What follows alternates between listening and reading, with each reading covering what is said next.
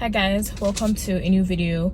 Okay, so I know it's very off-brand for me to do this, like film a sit-down video in the car, but I was kind of struggling with getting a good background and also good lighting in the house. So I was just like, you know what, let me just do it in the car. I initially planned to do it in the car, like just for a change, but when I finished doing my makeup and I went to check where I could film in the room, it was just not working out. So I was like, okay, it's no harm just doing it here.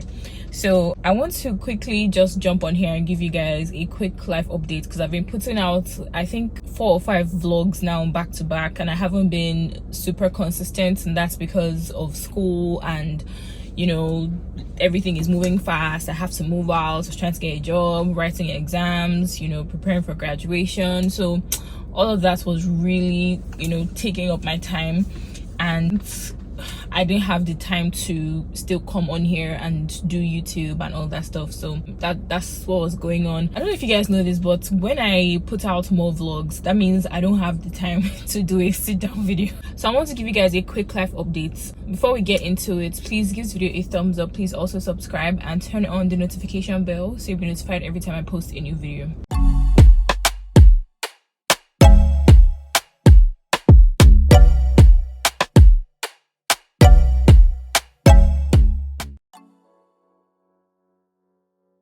Okay, so the first thing I want to talk about is, you know, graduation and everything. So you guys know I've been doing my master's. I came here in 23 and I studied technical communication, blah blah blah. Most of you already know the gist. Actually, maybe you don't, because I just clocked that we have 5,000 subscribers now, so there must be a lot of people who are coming here for the first time, and maybe you don't know me, maybe this is your first time watching this video. So my name is Chilotam. I currently live in the USA. I was getting my master's here in technical communication, and I studied English for my undergrad. So that's basically, I'm just giving you like a quick synopsis of what I do. I was born and raised in Nigeria. Okay, so that's that. I think that I might go ahead and get a PhD, honestly, because the way I like school is very abnormal. I really like the concept of school because it kind of isolates you from real life. Real life is very like everybody's on the go, it's the rat race, but when you're in school you actually get to do stuff that you like. You get to do research, you get to read for exams, you get to learn new stuff, right? Although it kind of limits sometimes, well, depending on who you are and what you do, right, it kind of limits your opportunities to get maybe a full-time job or something like that. So there are pros and cons to all these things. That's that. So I graduated in May. By the time you guys are seeing this video, it will probably be June, and I currently live in the state of Missouri. So that's like a whole synopsis. So I'm going to get into what I'm doing right now after school. So I don't know if some of you know this, maybe some people know, my friends definitely know, but I put this on social media as well. I finally got a job. Do you know how hard it is to get a job as an international student? Like, I'm going to talk about this more in another video, because somebody asked me that question and I'm supposed to film a Q&A, so I'm going to touch more on that. But I got a job at this engineering company. It's in Columbia, Illinois, but Columbia, Illinois is like 20 minutes from St. Louis, and St. Louis is in the state of Missouri. So that's why I was doing my apartment hunting, because I was trying to, you know, get ahead of time and find a place to stay after school closes, and also, you know, find a place to stay so that I'll be going from there to work every day. And I was very lucky. I actually got this job back in March, and this was during spring break in Arizona, right? That my Arizona vlog, I'm going to link it up here. I was actually in Arizona when I got the email that I was picked for that job, and I was just like, God, please, I need this job, because I interviewed for a couple other jobs and they didn't pick me, and sometimes like they don't even get back to you, and it's very like gut-wrenching, you know.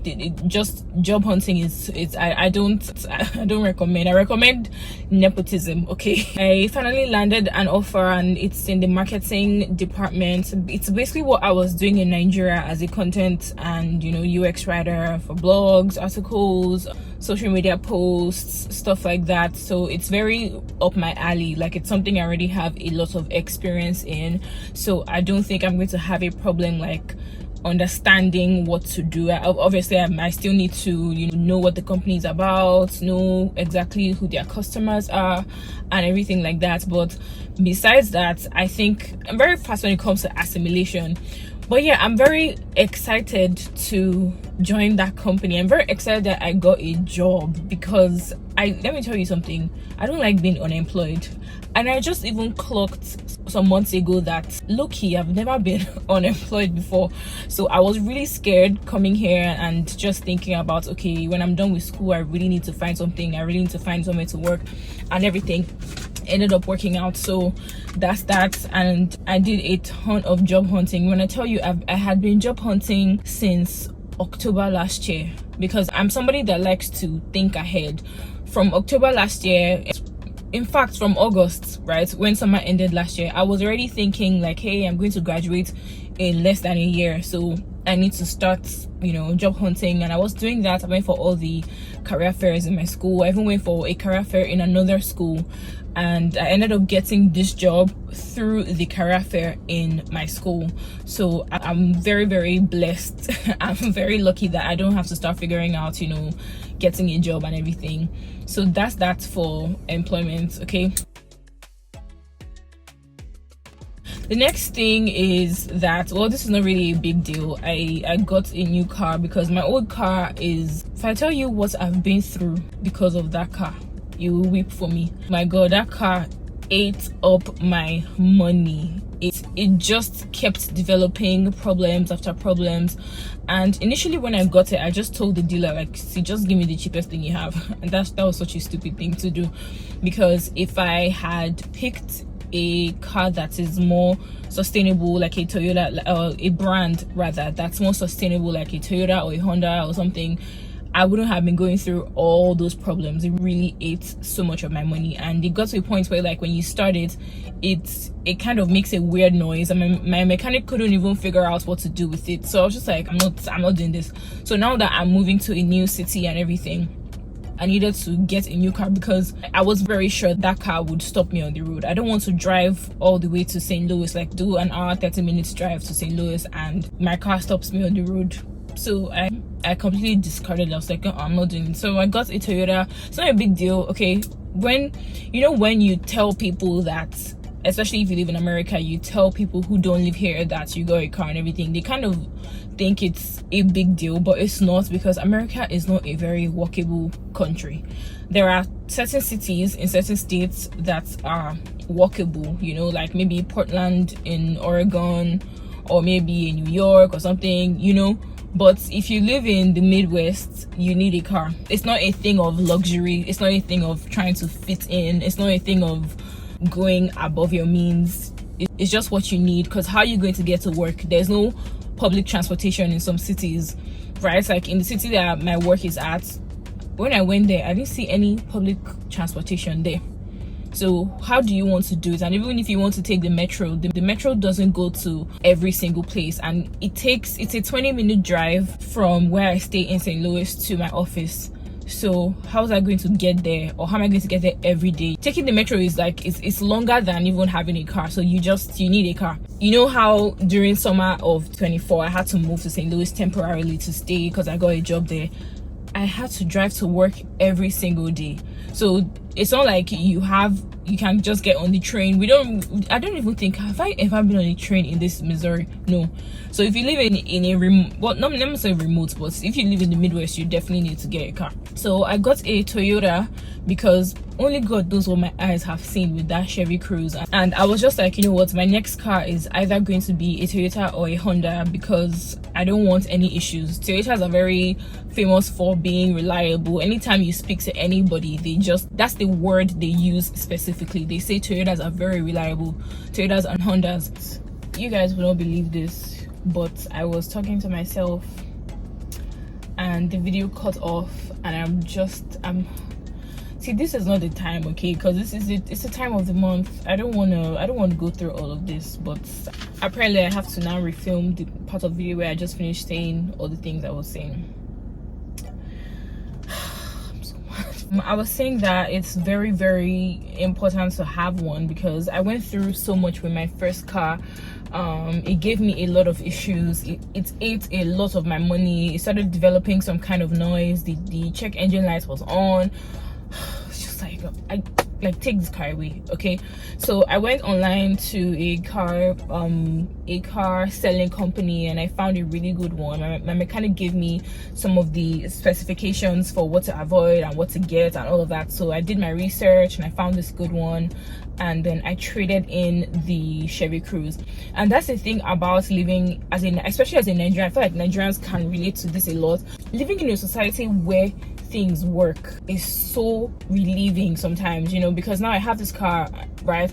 I can just pay it off every month. There's a minimum payment. I can pay it off every month, and then when I eventually get, you know, maybe promoted at work or something, or I get another job, and I can keep paying it off quicker, basically. So that's one thing I really appreciate, because in Nigeria, if you don't have the money up front for a car, you're not getting a car unless somebody is helping you with it. And let's not talk about Nigeria, okay?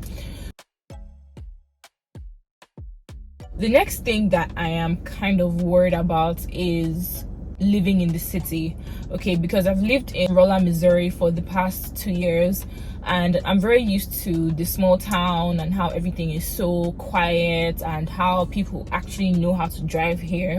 Because if you live in a city, you know that a lot of people drive like lunatics. And this is not limited to St. Louis, okay? This is to every big city every big city period, okay? In Lagos it's like that, in Dallas it's like that, in some parts of Atlanta it's like that. So big cities are just notorious for having reckless drivers. And I think that's one of my biggest pet peeves as well, like being a rough driver or being a reckless driver, because you're putting people's lives in danger.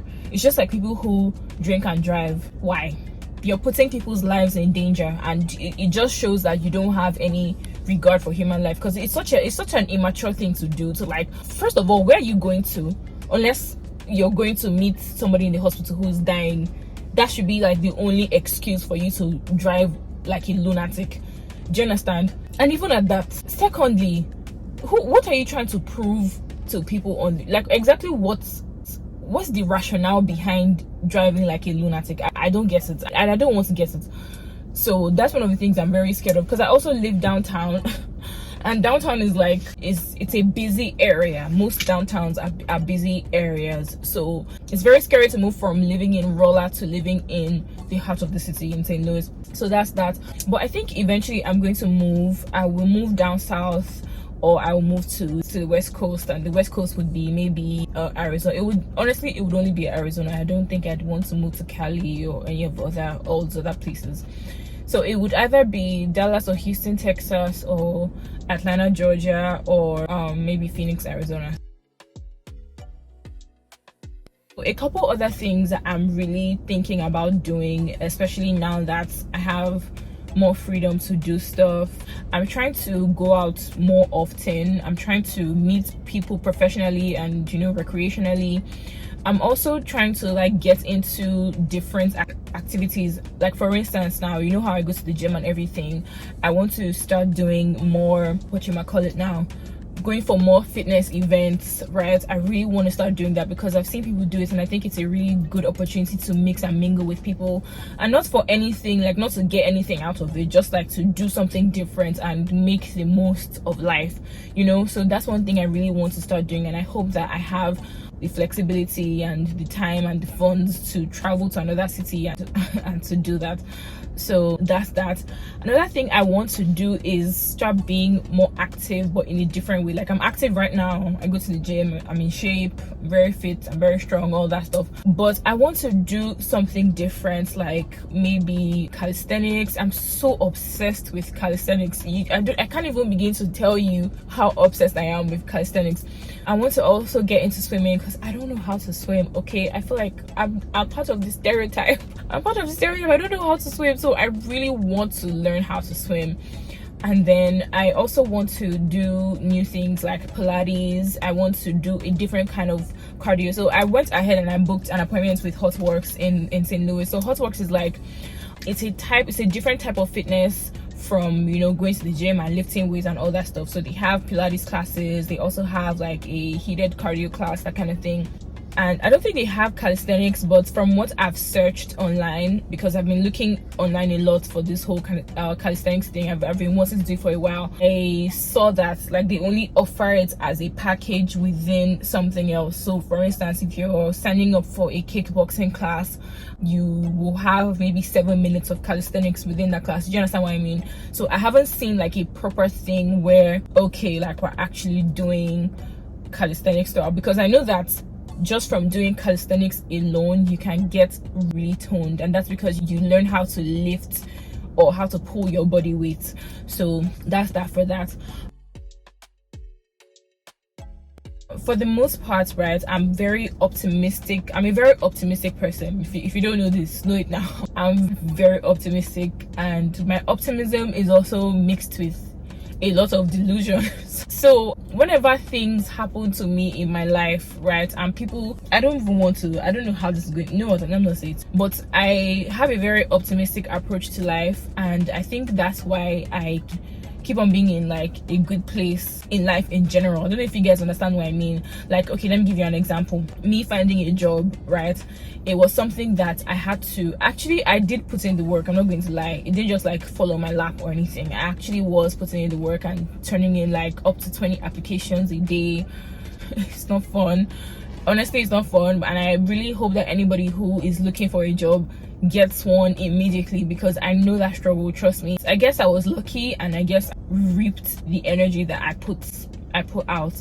So that's what I mean by I'm a very optimistic person, and I'm also very delusional, because it's often such a difficult thing to do, especially as an international student, to get a job here, and it's a whole thing. And America's processes are very long and tedious, and just, it's like, it's so gut-wrenching sometimes, you know, but you just have to trust in the process. I guess you just have to trust in the process. So hopefully I'll be able to bring people to the channel, or maybe do some interviews, because I'm trying to, honestly, I want to do more stuff. Like I was thinking about starting a podcast, but I don't want to go that route. I'm thinking maybe just keep it like a strict YouTube thing, and let it just be that, because you know, the whole podcast thing, I don't know about it for now. It feels like such a huge commitment, and I don't want to commit myself to something I'm not going to be consistent in. So now that I'm moving to the city and I'm going to be meeting more people, I think I'm going to start marketing myself more as somebody in the YouTube space and the content space, and I'll ask them, hey, what do you do? Do you think you'd like to come and talk about certain things?